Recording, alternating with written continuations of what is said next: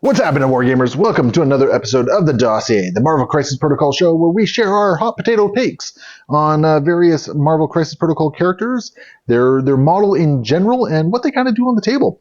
Now, keep in mind that these are just simply our opinions. They are not the definitive right-wrong answers, and definitely get engaged in conversations elsewhere because there's a lot of really good discussion going around on these particular characters.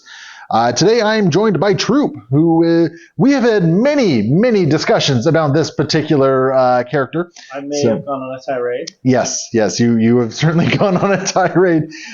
So this is actually kind of an exciting one to take a look at because of that particular fact. So we are looking at Cyclops, leader of the X-Men Blue Team, and he got quite a bit of a glow-up in the most recent Ministravaganza. But, as usual, we're going to talk about the model first. And as you can see here, I chose a hooded Cyclops because at the time I always used to make the joke, if you're going to act like a dick, you're going to dress like one too. So we have him in the hood.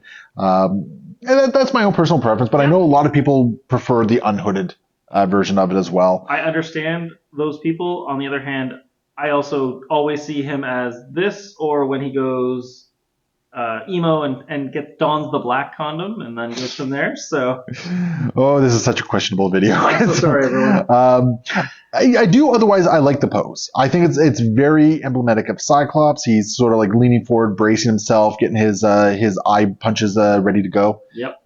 Which works quite well. I like the fact that it is leaning very heavily into the Jim Lee, Chris Claremont era of X-Men there. I also love the fact that there's lots of characters where they're trying to communicate anger and rage and aggression, and he is cold and collected and ready to blast someone in the face.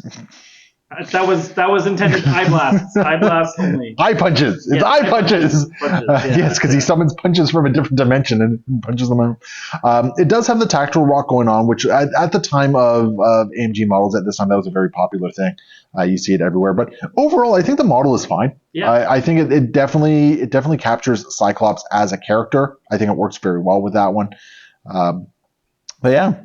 So as far as the character goes, the card, I've always been rather surprised by how beefy he is. He's got a 4-3-3 defensive line with 6 stamina, and it's 6 on both sides.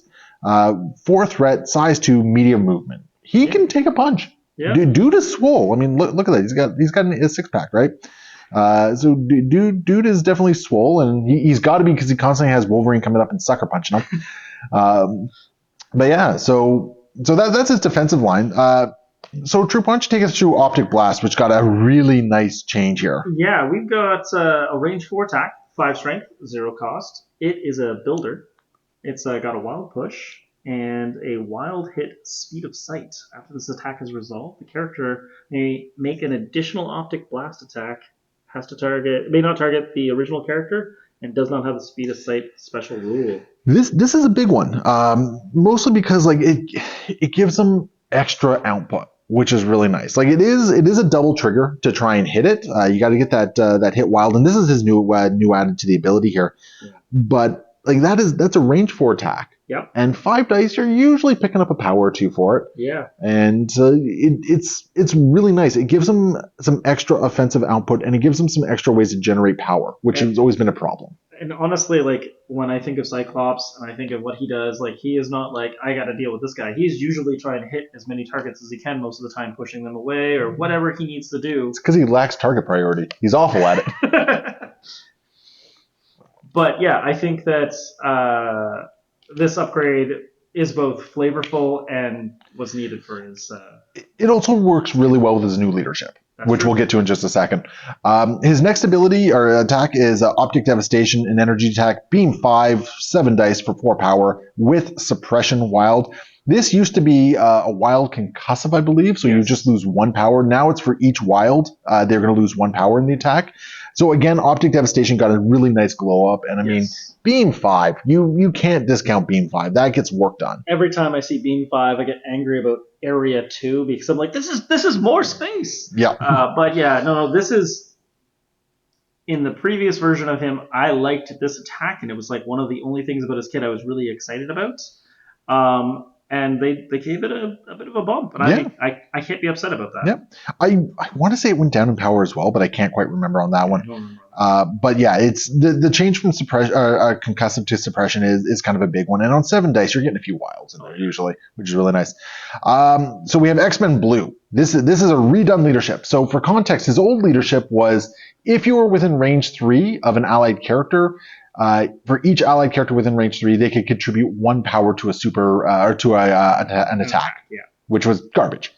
Well, and I guess the dream is you're all hanging out together, and through friendship and magic, you combine your powers and become someone who's a captain or an admiral or something. Yeah, that's how you get Captain Planet. Do you want Captain Planet?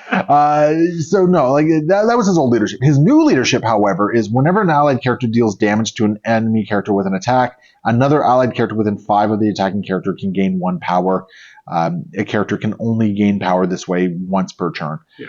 This is huge. Yes. We've played a couple games with this leadership in here, and it powers up characters so fast. Well, and it's an area where X-Men have traditionally had some issues. They're always feeling like they want more power. Oftentimes, I've seen people splashing different X-Men into Avengers because Steve just makes things a little cheaper to do stuff.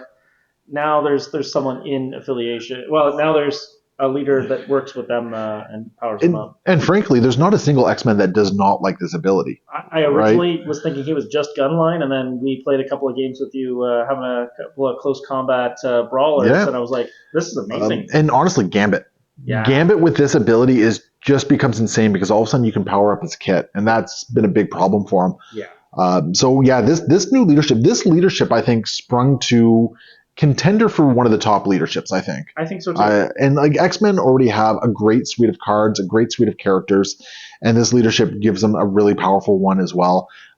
Which, I mean, after losing Storm's original leadership, like this is, oh boy, like I really do feel like most of the people who were upset about Storm losing a lot of their power level were very, very happy with Cyclops. Oh yeah, no, for sure. I think Cyclops got a huge update with this one. Yeah.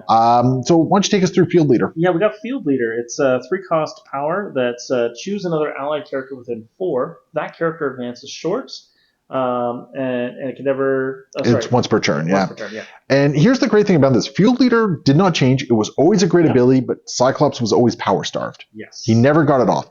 His new leadership, with Speed of Sight on Optic Blast, he gets this leadership off, or this ability off. Yeah, he actually could be a leader. They were like, wow, yeah. You know what? I saw an episode once where he definitely was a leader. I read a comic book once where he actually did something worthy of leadership, and now Cyclops is actually the leader he's supposed to be. I saw an episode once where he got sucker punched by Wolverine, and everyone became Wolverine's biggest fan. See, there you go. But yeah, no, Field Leader's always been a great ability, and now that he actually has a kit that kind of supports the ability to pay for it, is kind of big.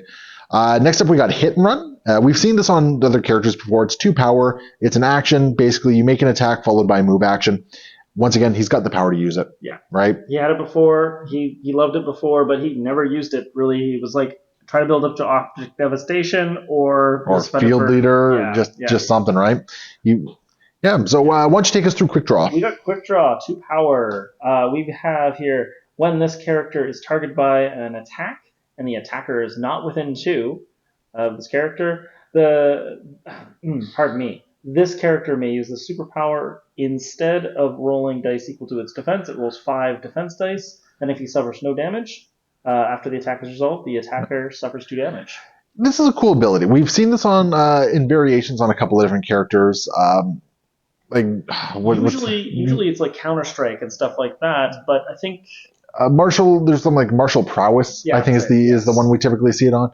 What I really like about this one though is it can still be modified by defensive abilities like Cable's Telekinetic Shield. Yep. So you can potentially make it 7 dice that you're adding to this, and it's solid. And the fact that it can be used, I think, against any attack type, basically. Yes. Yeah. The only thing is, it can't be used against attacking within range 2, and that's awesome. That's fine. For nice range for attacker. And just to be the broken record, this ability was kind of crap before, and it is amazing with his leadership. Well, because you always had to make the choice of what were you spending the power on? You get 1, right? Unless you happen to get a really good Optic Blast off earlier in the game, and you generate 3 or 4 power in one solid shot. That's Cyclops' card, and like honestly, he's at a point where I think honestly, he's a great leader.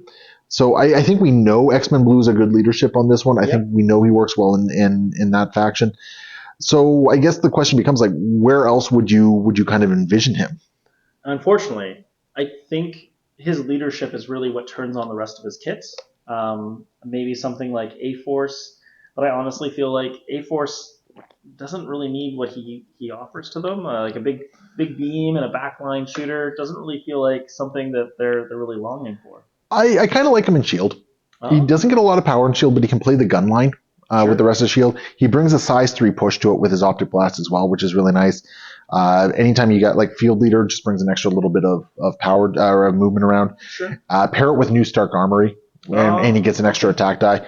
So I do think there's some fun with Shield. Also, I mean, using Nick's leadership, maybe getting him to be aggressive if somebody does punch him and you're tied or up on points.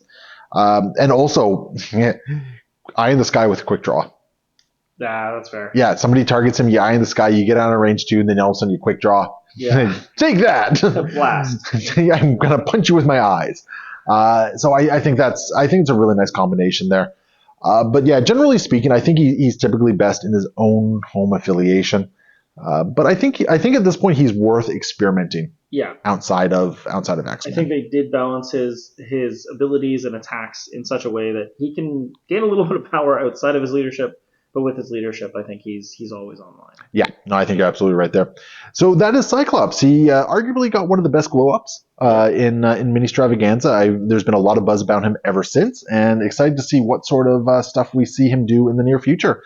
Definitely get involved in the conversation below. Let us know what you think, what you would have changed, or what you like on this one. And, of course, if you want to support the channel, patreon.com/AegisBrandStudios. We'll see you next time. Happy wargaming.